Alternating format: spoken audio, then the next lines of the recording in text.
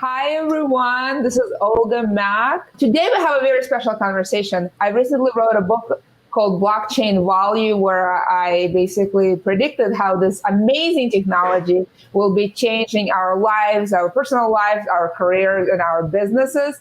And I've received a flood of messages asking me to direct people to resources, answer questions, direct folks to other professionals.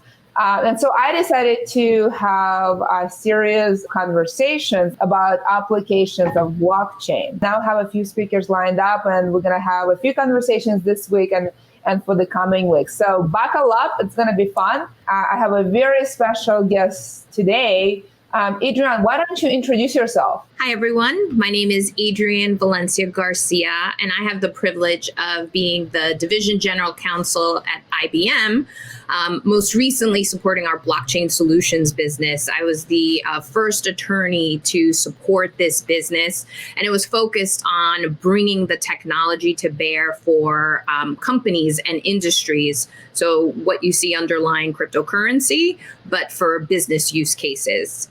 And I'm excited to be here and have this conversation about blockchain. Awesome. I'm super excited as well because IBM is doing some really exciting stuff in blockchain. It's not the only place that does exciting stuff in blockchain, but IBM is certainly doing some really exciting stuff.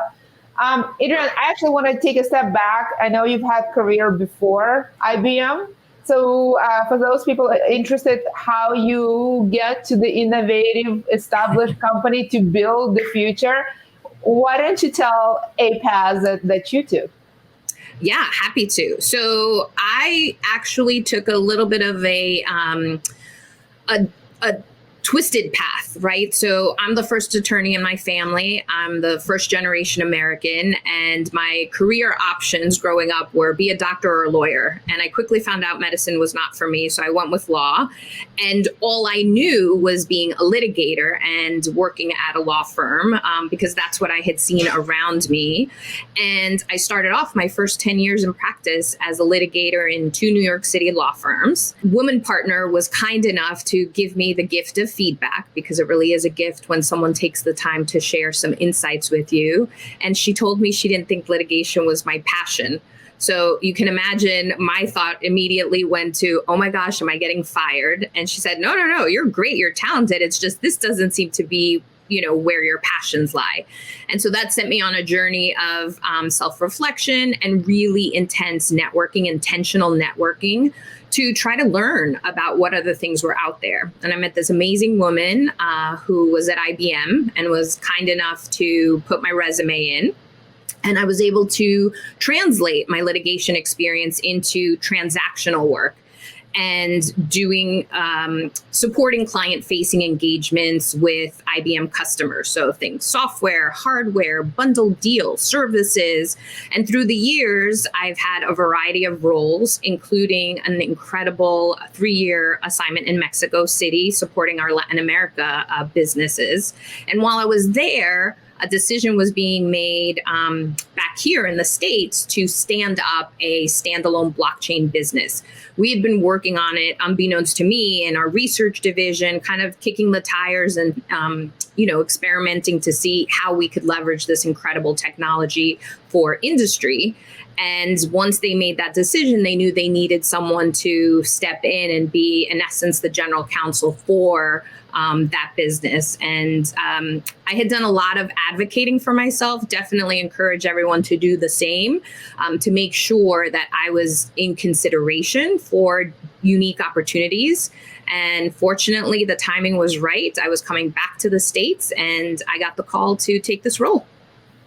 Wow, there's so many things about the story that I love. Notice that I did not even interrupt you once because it's such an amazing story. I love the pivot from litigation to in-house transactional work. I did that too. What a clever way to do that. And I love the gift of feedback that you received.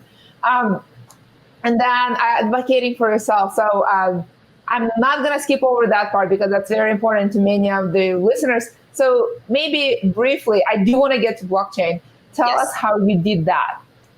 So I definitely went about understanding how other members of the company had handled reentry after an assignment, right? Because you're leaving kind of home, but you want to stay plugged in. You want to do an outstanding job wherever you are in the world, but at the same time, make sure that you don't get forgotten. And so I scheduled, pre-pandemic, of course, virtual coffees. They were really virtual phone calls to catch up with different members of the leadership. I made it a point to stay engaged with everyone as they were making changes in their roles to understand how did that come about, any advice they might have, and then just being very clear as far as what my expectations were and ensuring that they aligned with how the senior leadership saw me, right? Because if I wanted to be an executive in the law department and they didn't see that as part of my runway, there would be a disconnect. And so really kind of taking ownership of my own career and speaking to a lot of different people, right? Informal mentors to understand, well, what do you see as my next step? Are there any gaps that you perceive that I can address? How would you address them? What can I be doing more of or differently? Yeah, those are great steps. I love it. So let's actually talk about blockchain as well. So maybe tell us briefly, not with the great details, because this is where we're going to lose a lot of audience if you go into great details, especially of cryptology. But tell us what blockchain is. And then actually more interestingly, you mentioned that you heard this was happening and this was interesting to you. Why it was interesting to you as a professional? Sure. So basically, blockchain is just a decentralized ledger. There's a infographic that I would use in my initial presentations, and it's the handwritten ledger that you would see, people using back in the day. And what blockchain technology does is allows everyone who's on a particular network to have visibility of the same information. And what that accomplishes a number of things, right? So in the business, it allows for transparency, it allows for efficiency, and it allows for auditability, right? So they're no longer sort of things falling off the truck because everyone is seeing the same information at the same time. I like to call it a single version of the truth. And then as far as the things that were exciting to me, there was the Mango project that we were doing with Walmart in the context of the food supply chain. And the challenge they came to us with was to trace the origins of a particular mango, pick anyone in, at your supermarket. It could take up to 7 days because of the different silos of information. None of the systems necessarily spoke to one another. They weren't connected. And so the information of the various members of the supply chain was put on a blockchain network, and it cut down the time to less than 5 seconds. And when I heard about that, I said, oh my gosh, this is going to change everything. It may take a little bit of time, but it's definitely going to be transformational. Yeah. I remember when the Walmart examples hit the news channels, and everyone in every conference was talking about it. And I certainly can remember how impacted I was, even outside of IBM. And for me, it was very compelling reason to continue being in blockchain. So I can definitely see how, as an insider, you wanted more of that. You started talking about Walmart, and that actually a really good segue to talking about the value of blockchain for enterprises, which is a conversation we wanted to have today. Because there's a lot of noise when it comes to blockchain and cryptocurrency, but it's not always clear what is the use case on the enterprise side? So what is the value for the company, for the enterprise that blockchain can give aside from sort of bigger, faster, cheaper? Sure. So really, it's about identifying what are the issues that cause friction in your particular industry, right? So usually it's going to be around some inefficiencies or relying too much on third-party intermediaries or just, the volume of information is repetitive and no way to really speed things up. And so once you identify in a particular industry what the challenges are, and more so, not just for yourself, right? So if it's, JP Morgan Chase is having issues internally, that may not be the best use case for the technology. But if it's something that is impacting the financial industry, now we're talking, right? Because now you're maybe talking with JP Morgan Chase, you're talking with Citibank, then you're talking with other parties along think of it like the supply chain involved in that industry problem. And you can really get into how can we perhaps address it in a way that benefits everyone, even if you may be competitors. And that's an element that I think is super interesting about this technology. It's almost like, let's all come together to figure out the industry problem. We can still be competitors, but we're cooperating as far as making things more efficient. We've seen quite a few enterprises and companies trying to solve those common problems, challenges that will benefit everyone. And you also mentioned that, when it comes to blockchain, it's more fun when you kind of bring people together. Are there use cases where you as an individual company or enterprise would benefit from blockchain technology? Oh, so many. So using the financial industry example, I kind of teed up.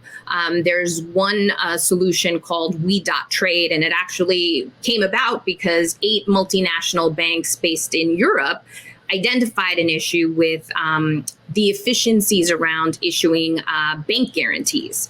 And so whether it was small, medium businesses looking to secure guarantees, they would have to go to each financial institution, submit the same information, and wait for response time. And so they knew that there was a big market here, but what about leveraging technology that would make it faster and more efficient, not only for themselves, but also for their clients? And so that's how that particular network came about.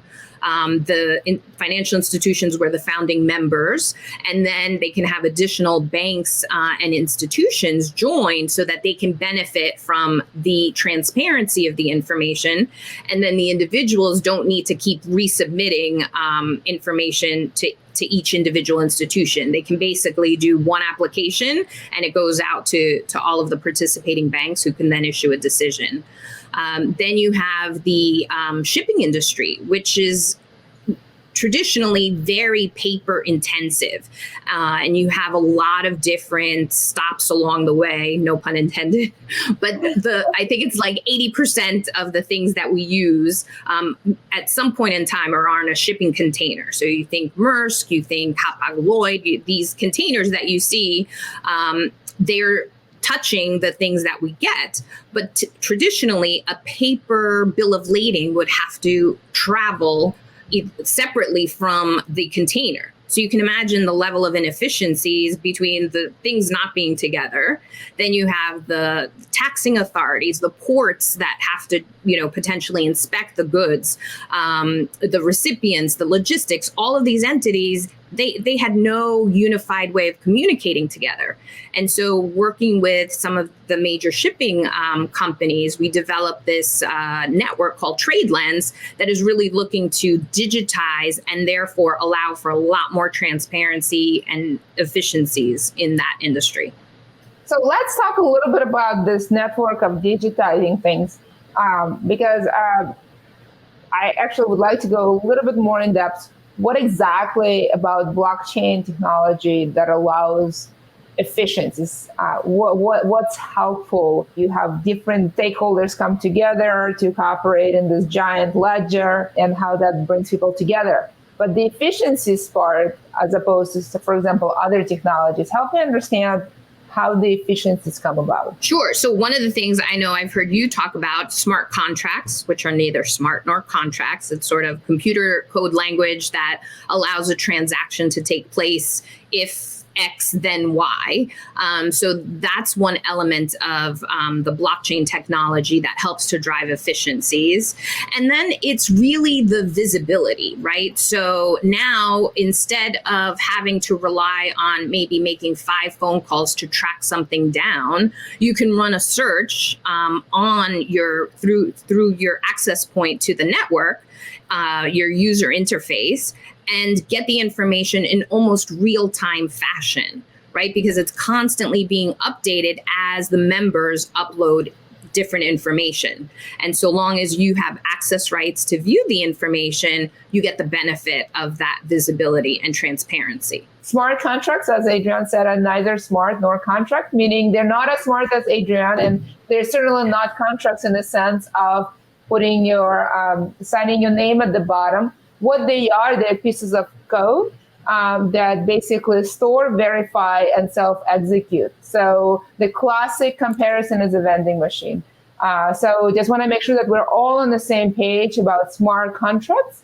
And they are a super powerful application of blockchain. They really allow the degree of automation that Adrienne just so eloquently described, and a very critical concept to understand in the context of blockchain technology.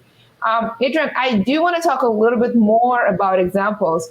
I know you love the Walmart example. It's an example that was highly publicized and loved by many, in and out of IBM. Merck's is another one. And there are other examples that may be less well known that make you sort of get up in the morning and happy to be a blockchain lawyer. Yes, for sure. So there was one actually very early on that was a pilot with the FDA and a number of pharmaceutical companies and members of the medical industry. And it was really focused on allowing for greater transparency to match particular types of cancer patients with clinical trials. So anyone who's had a loved one stricken with cancer or any disease for that matter, and when the last potential hope is a clinical trial, it can often be very difficult to find one that matches with your particular situation. And so that was an effort leveraging the technology to kind of kick the tires and see if it could help. So that was super, super interesting. Then even during the pandemic, I got to work on a project where it was looking to match suppliers of protective equipment and necessary medical supplies, so masks, gowns, respirators, with the medical institutions that needed them the most. And so what was happening, as we hope to forget, but obviously it's very near in our memories, a lot of companies, because their businesses were shutting down, were repurposing their assembly lines to now develop PPE or respirators or the like. However, the hospitals didn't have them in their procurement systems. So leveraging the technology was a way to allow for vetting of non-traditional suppliers with the entities that needed them, so they could have visibility and know that the materials they were getting were in fact authentic, and they could do their transaction in a very efficient way. So in the case, well, let's actually talk about two of them separately. In the COVID case of matching this medical suppliers with medical providers, was blockchain primarily used to one, of authenticate the origin, and two, to provide transparency? Was there anything else? So to allow for pre-vetting of the suppliers, right? Because you're using non-approved suppliers, but you need the supplies, and so that was one way that it was being used as well. And tell us why it's important. The vetting portion of it? Yeah. Yeah. So, I mean, we also unfortunately saw a lot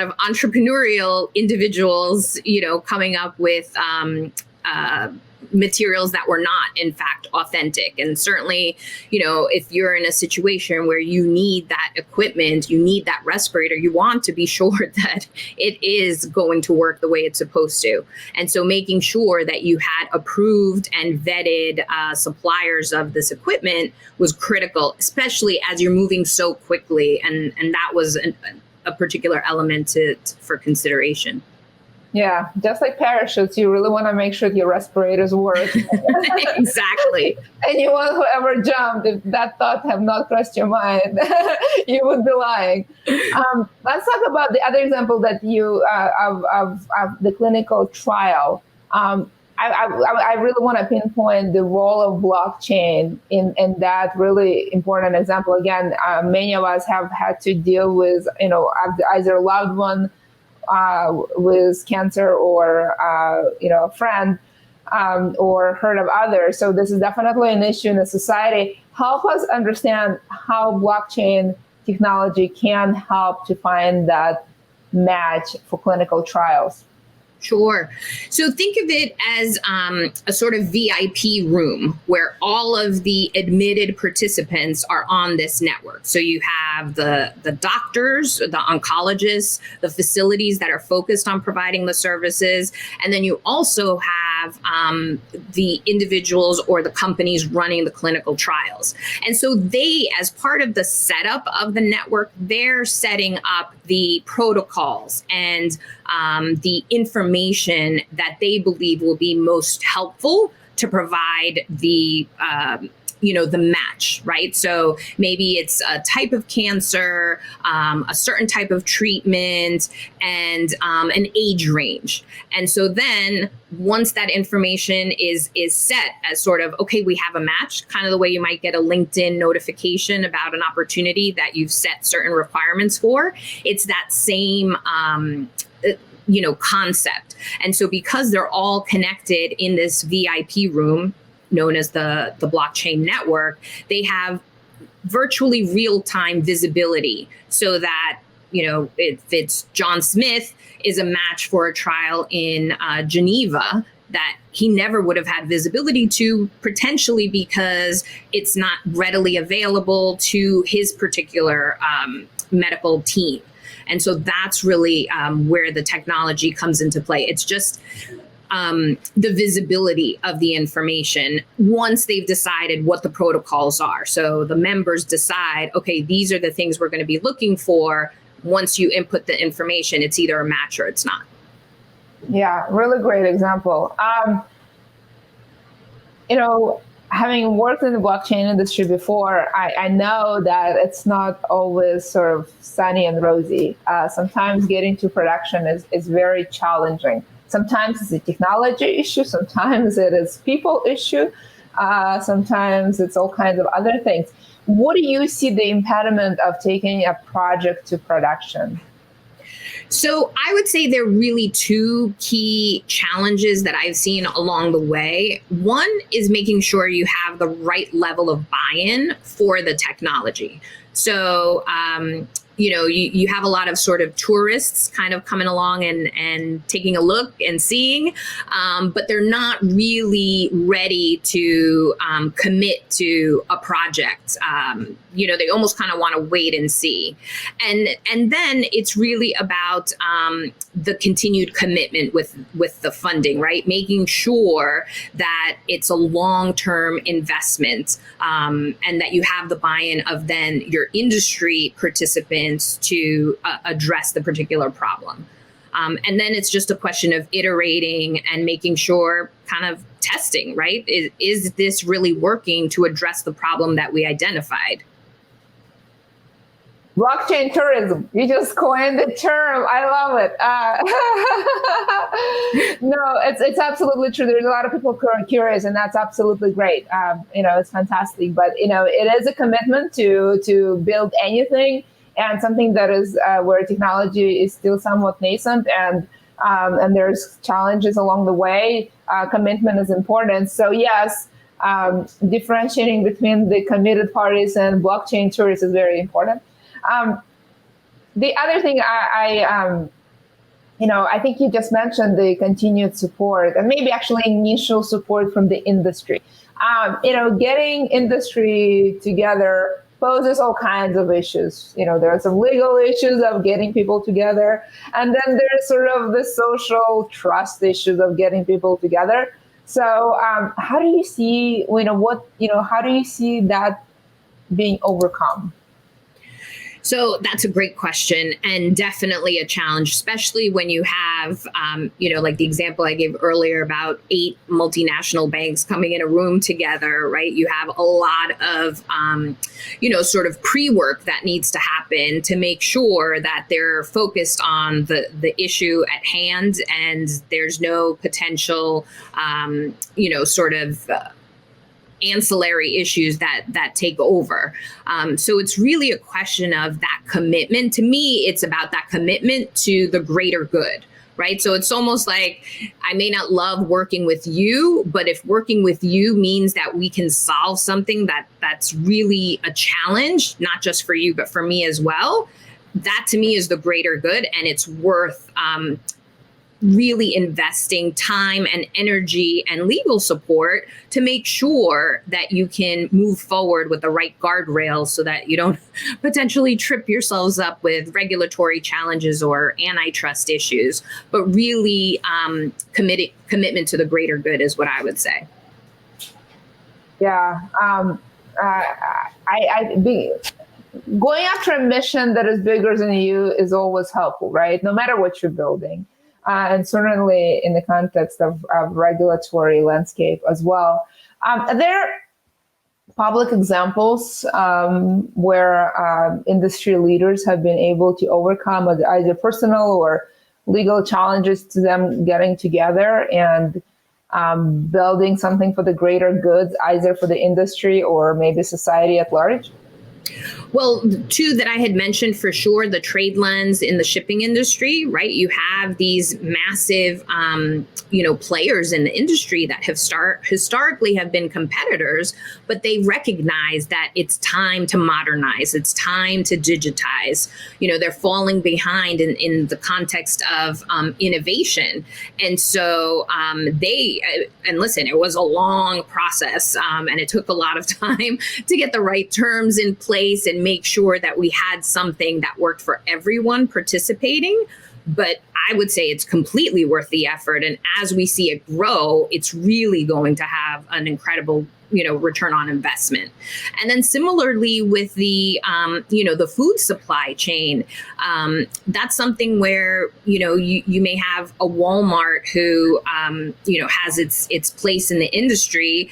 And then you have some smaller entities like a Kroger or, other smaller regional enterprises, but it benefits everyone to have visibility as to sustainability of the food supply. If God forbid there's, the need for a recall, the more information we have at our disposal, the better the, solution is going to be. You don't have to recall romaine lettuce in the entire United States. You can recall, in these 3 states, which is where the infected lettuce is likely to have landed. My book came out, and a lot of people tell me that NFTs, blockchain is a sort of is a fad. It's kind of like Beanie Babies. I think it's a little funny when people say that. Just to sort of give them an example why I think it's funny is because I actually wrote the book about 2 years ago, and it took about a little over a year for a publisher to edit it and for us to sort of agree on the final version. And then I was so busy that it took me about 6 months to even announce to the world that I've published this book. So, and my timing happened to correspond to this NFT craze. If you look at the book, all the examples I mentioned is basically a lot of the things we talk about today still very relevant. So I sort of question to what extent something could be a fad for such a long time. And, if you kind of look in, all the way back, Bitcoin is, over a decade old now. Ethereum has been around for a while. IBM has been building enterprise blockchain for a while and have achieved some success. So if it's a fad, it's a very long-standing fad. I mean, I guess, internet also is a fad. It just lasts for a very long time. But, what is your answer to skeptics? And, maybe I'm just curious how you respond to that question. So it's so interesting, right? Because when I first took on the role of supporting the blockchain business and started speaking about it, I'd always be asked, "Oh, so you're a Bitcoin lawyer?" And so it's great to see now, 10 years post Bitcoin first appearing on the scene, how much more people know. I think you're always going to have skeptics, and it's a matter of almost getting those who are committed to leveraging the technology to just keep plowing ahead, right? I think the more use cases we see, the more networks in production, the more efficiencies that we start hearing about and reading about. That's when you have no choice but to sort of say, maybe it's not for me, but I could see how it might help others. Yeah. Nothing like a very compelling application. I'm about to ask the last question before I ask you to leave with a parting message for the audience. I really felt that your example of COVID example was very impactful. Such a traumatic event, very recent history. It's still not entirely over. Some of us, depending where you are, still living this reality. Do you have any other examples of COVID-related applications of blockchain? Actually, yes. So we also worked with the state of New York to leverage our digital health pass technology to deploy what's called Excelsior Pass. And it's really intended to allow individuals to have a QR code on their phone without storing any personal information, but it basically, once you scan it, it confirms that you are vaccinated or that you have a recent negative COVID test. And so as you start seeing places opening up and potentially requiring proof of vaccination, that's something that I think will be really impactful. And then you could see it being used in a lot of different ways, right? When concerts are coming back, sporting events, and the like. So that was another one that I thought was super interesting and relevant. Yeah. I can't wait to be part of a concert. That seemed like somebody else's life a long time ago. Would love to get to that point sooner. For that example, I actually would like to have a more detailed explanation of the role of blockchain for this specific example in New York. Can you actually walk us through what does blockchain piece do there? So basically what it does is it's allowing for the information to be validated.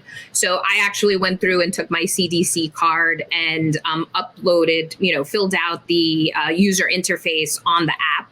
And interestingly, this is, anyone will find this out when they do it. It needs to match exactly to what's on the CDC card. So mine had a spelling error in my first name, which I didn't immediately identify. And so once I put in what was on the CDC card, then it generated the QR code. So it allows the different stakeholders to, in essence, think of it like a green check mark. Yes, the information matches without storing the actual information. We learn about live and blockchain technologies through mistakes. As somebody who used to have a last name of 14 letters, and the numerous opportunities to mispronounce and to misspell, I think sounds like an application will provide quite a lot of education to many of us about the blockchain technology, and I'm, grateful for that opportunity. Adrienne, thank you for joining. I always enjoy talking to you. My pleasure. You're a pioneer in law and technology, and it's always a pleasure. I would love for you to leave the audience with sort of parting thoughts about, blockchain or being a lawyer and the intersection of blockchain and future. So thank you again for having me. This was a lot of fun. So I would say, first of all, be curious, right? Because if you're curious, then you're going to seek different types of information and help to educate yourself. Feel free to reach out to me. I'm sure Olga would love to connect if you're not already connected. And that's how we kind of keep learning. And then for those in the law, I would encourage you to kind of approach this as an opportunity to be an entrepreneur. That's what I found to be really helpful, instead of necessarily approaching it from just the straight legal perspective and seeing all the potential landmines. That's an important part of our role, no doubt. However, to be really effective, focus on what the problem is that your clients are trying to solve, and really, think outside the box. It's a lot more fun, and you can be part of the change that it's here, and it's only going to become more and more impactful over time.